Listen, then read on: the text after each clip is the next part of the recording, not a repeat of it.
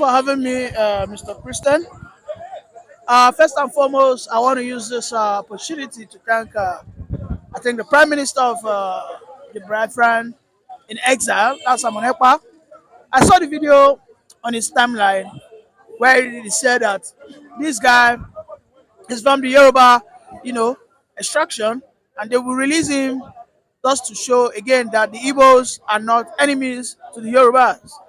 However, they are against every tribe that works with the Nigerian army that are doing everything possible to annihilate their own people fighting for their own liberation.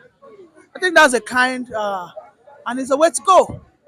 However, it's a shame on the Nigerian army, and it's an indictment that the Biafran Liberation Army are defeating the Nigerian army on all fronts and ground. In fact, there is a response to that from the Nigerian army, and I can see that the Nigerian army are also seeking the international bodies, they are seeking the assistance of the international bodies in every way, to repatriate the money back home. But you see, I think the one thing is Biafra has gotten one thing right. They've learned from the mistake of the past, and this time I think they are standing on a solid foundation with the support of Simon Ekpa, who is dismantling every formation of the Nigerian army in the southeast. Don't forget, it was the Nigerian army that took the battle to them, and in fact they call it this is a war, an asymmetric war. I could recall that was a statement of the chief of defense staff. But as it were today, over 6 months later, the Nigerian army are the one crying wolf, seeking for assistance, international help, and all that. It's an indictment, and I think for me, my happiest moment was when I saw that guy. Though he was being beaten, his face were battered. Before he was captured, he was in a fierce confrontation. Possibly he could have sustained such injury before he was finally captured. Well, be that it may, I'm just happy that the man has his life intact. Because I mean, just a trigger, just one squeeze of the trigger, the guy has gone. He's gone. So I mean, to my fellow Yorubas, I think we should not continue to buy that story that Igbos are the enemies. I think the enemies are the bad people in governance. I mean, if we are going to look at who is the president of Nigeria today, it's a Yoruba man. He's a man who has not shown empathy even to his own fellow tribes people. It is a man who doesn't even give a damn about the flood happening in Maiduguri. All what it's about is re-election comes in 2007.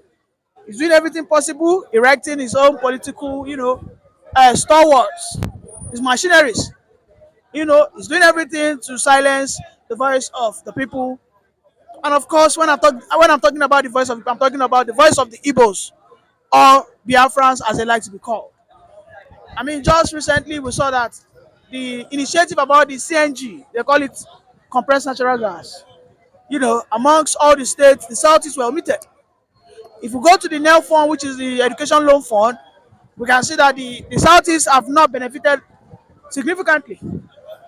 So it's very, very disturbing that this is a land that provides gas. This is a land that is rich in gas and oil. Look at Imo, look at Abia. And then if you look at all the southern states that happens to be a part of the Biafra struggle, these are the states that are well rich in these oil resources. And of course, the government keeps on ignoring them. So of course, I mean, these guys are justified if they say they want to succeed. Because if they get what it is needed to be gotten from a working system, I don't think the Igbos will want to succeed. In fact, they will be the major advocates of Nigerians because they happen to be the most traveled. Internally, they happen to be the most traveled. The Yorubas hardly travel around. They stay within their, but the Igbos, they travel, they go for trading. So they happen to always demonstrate the oneness that we are actually, counting.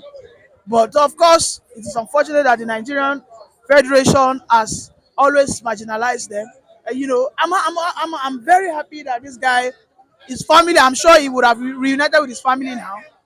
The Corporal Toriola would have united with his family, and I am sure he'll be praying for Simon Ekpa wherever he is. And I mean, going forward, if you are a Yoruba man and you are being sent to an Igbo land, I will advise you to leave that duty for the Fulanis, or the Hausas. Please, we are having issues back home here in Southwest. You can see what the Fulanis are doing for our mothers and sisters in Ondo State. Please, if you are a Yoruba soldier, tell them that you don't want to go to Igbo land. The Igbos are not having any issue.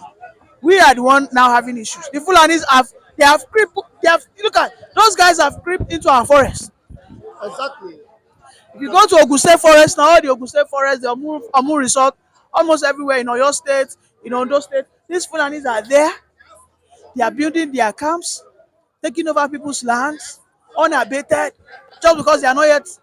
There's no yet much noise. So the Nigerian Yoruba armies should please come back home and protect us.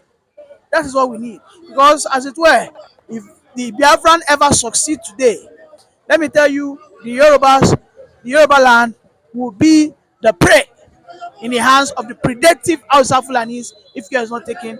And then on a last note, I want to appreciate Samon Ekpa again for his kindness, and just by adventure, they find more Yoruba army in the Igbo land. I want to beg in advance, please don't kill them. Send them back home, just like you did with Toriola. Thank you very much.